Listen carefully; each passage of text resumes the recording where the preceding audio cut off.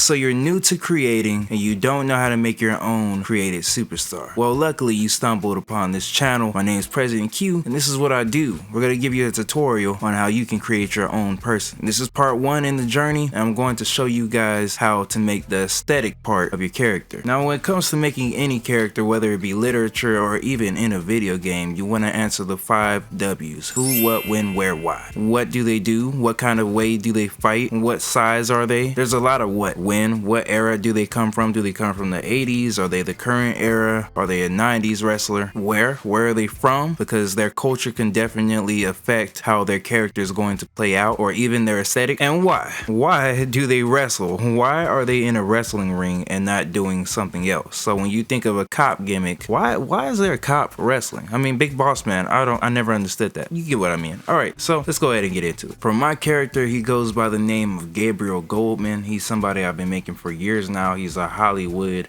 scumbag. He's influenced by Mr. Perfect and Chris Masters. Another great tip when you're creating a superstar is to kind of have a Venn diagram going. You should have superstar A and superstar B, and then in the middle should be your superstar that's influenced a little bit by both of them to help make you your own original superstar. So after we put his name down and his call name, we got straight down to business. You're gonna start with is making your face. When you're making your face, pick the head shape that you feel is going to be related or easily transferable to your character. After that, you can use a face texture or you cannot use a face texture. If you want to know how to import your face, of course I have the video down here in the description. You can check that out. And after I'm done customizing all of that, you can also mess with the shape using the face deformation. And not only that, you can customize things like teeth and the scars and other things like that. Next up is the body. This is very important. You want it to be cohesive. Is your character big, small, fat, swole, skinny, black, white? You get the deal. Next up, because the game was crashing, I decided I wanted to go ahead and finish off some of his personal information. So we already got his name, Gabriel Goldman, but also where is he from? How does he pose? Is he a good guy or a bad guy according to the fans? And of course, one of my favorite features, personality traits. A lot of people don't know this, but personality traits actually affect how your character plays in the game and in cutscenes in universe mode. So it actually has some purpose. So you don't want to just leave this blank. Of course, I put him from Hollywood. He's egotistical, narcissistic, former actor slash model slash bodybuilder who is now a technical powerhouse wrestler. Now, after we do all the personal information, we get to the fun part. We go through a lot of the new hairstyles that are in the game. It's pretty awesome seeing that I have more variety. And it looks like even some of the old hairstyles they went through and they retextured. Of course, he's going to be a platinum blonde. You can add some facial hair if you need to. Everybody knows if you have a goatee, you're just pretty much solidified as a villain. Next up, we get into the clothes. Now, this is a weird one. I had went into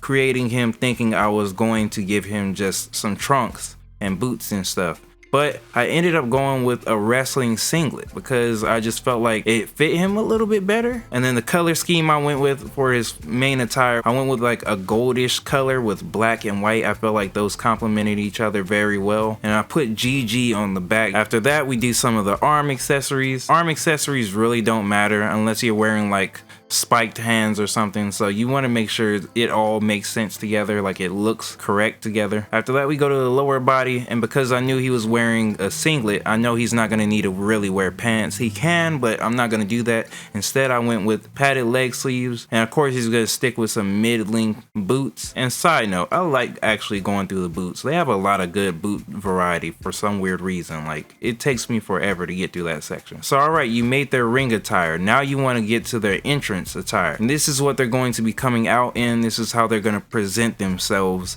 to the audience as they go to the ring. So it's not everything to your character, but it's an important part to your character because it helps bring everything together between the entrance and your character and your influence. So for him, I knew I wanted to go for like a gladiator look. Like I wanted to go for a Roman gladiator kind of entrance. So I wanted to give him some kind of cape or a high collar outfit going on. After looking for a while, I ended up settling with this pretty cool looking, I guess, I don't know what you call it. It's a cape, but also with like some kind of armor on the front. Looked very Roman gladiator like.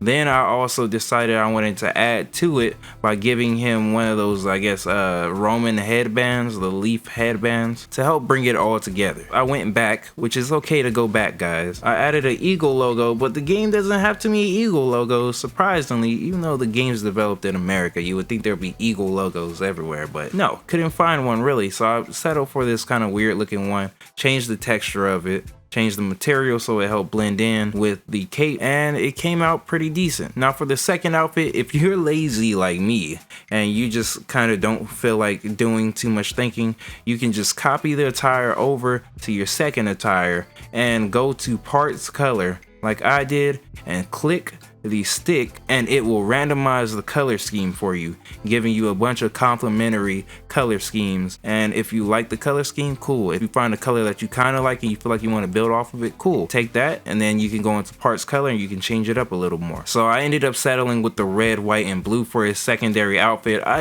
Bro, look at it. Come on, you can't tell me that's not clean. Like, good job 2K for randomizing that one, because I don't think I ever would have come up with that. But that's a pretty good secondary outfit. And after you go through it one more time, you want to make sure, like, okay, I proofread, I proof checked my character to make sure this is how I want them to be aesthetically. You can go ahead and go down to performance and statistics. Performance is for people who really don't care for making their own moveset. So you can go ahead and go into that and just pretty much pick your finisher, entrance, and all that stuff, and let the game decide all the little details that bring it together. I personally don't do that. I'm very hands-on when it comes to my movesets and my entrances, so I kind of left that alone. And when I got to the part where I had to pick my payback, I had to make sure I took into account what his character is. He is a bad guy. He is a heel. So he has no reason to have comeback as his payback. That's not what heels do if you ever watched wrestling anytime. So I settled for some things that a heel would probably have. I went through his attributes. I knew I wanted him to be kind of around a 87 to 90 overall. I ended up with a 90, and I just made sure that he was more of a technical powerhouse. That means he's good with reversals, he's good with submissions, and he's strong. Everything else is really not that high of a priority. And of course, if you really want to get detailed, you can go ahead and edit the AI attributes. And this year they added that to where now AIs have different tendencies. Do they tend to go for submissions more? Do they tend to brawl more? Do they tend to take high risk actions? For him, he's very grounded. He's not trying to get injured, so he keeps everything on the ground. He wants to submit you. He wants to slam you. That's pretty much all his game is. And then of course, because he's egotistical, you're gonna see him frequently do taunts after he knocks you down. And that's pretty much everything for this first part of how to make your character aesthetically. And honestly, you really could just upload your character and go into your My Rise off of this first screen. But because I want to go into the movesets and the entrances to help you guys out, we're gonna do that in a separate video. But if you're new to the channel, go ahead and hit that subscribe button, that like button. We're on the road to 5,000 subscribers. I hope you guys are enjoying the channel so far, and let me know if you are enjoying WWE 2K23. This game, it has some bugs, but other than the bugs, this game has been pretty fun for me. I'm having a blast. But otherwise, stay safe out there, stay sexy. This has been your President Q, and I'm out. Peace.